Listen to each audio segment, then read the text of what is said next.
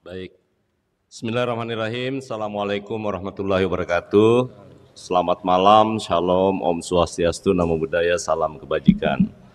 Pertama-tama teman-teman semua saya minta maaf yang telah menunggu di kantornya dari sejak siang.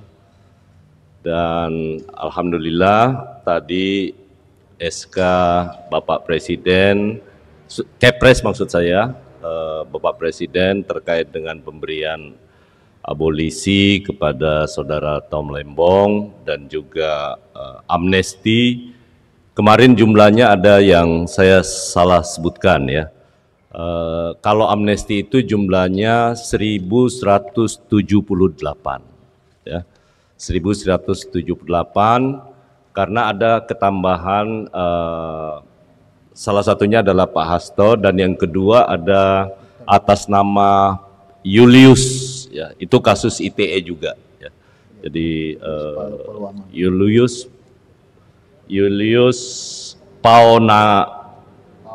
Paonganan, ya, Julius Paonganan. Itu kasus ITE juga. Jadi yang terkait dengan penghinaan kepada kepala negara. Dan sekali lagi saya mohon maaf karena tadi kami baru menerima Kepres dan harus mengantarkan kepada.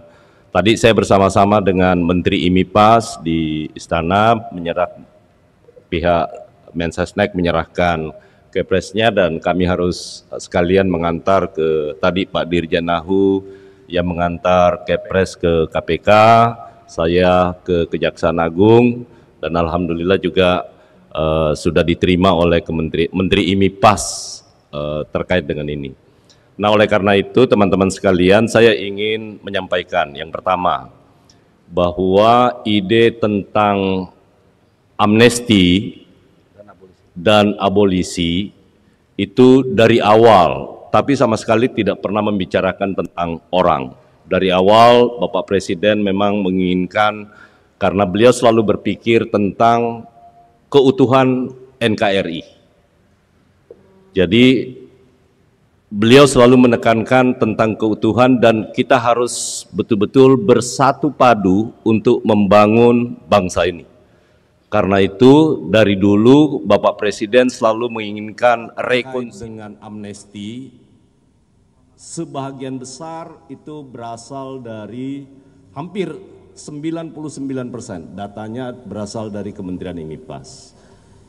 Ada pengguna narkotika, kemudian ada makar bersenjata, tanpa senjata yang di Papua sebanyak 6 orang, kemudian ada orang dalam gangguan jiwa 78 orang, kemudian penderita paliatif 16 orang, kemudian ada yang disabilitas dari sisi intelektual 1 orang, kemudian usia yang lebih dari 70 tahun 55 orang, kemudian tadi yang saya sebutkan Dr. Julius Paonganan 1 orang dan Pak Hasto Kristianto. Kemudian di luar itu juga ada penghinaan kepada kepala negara ITE juga 3 orang.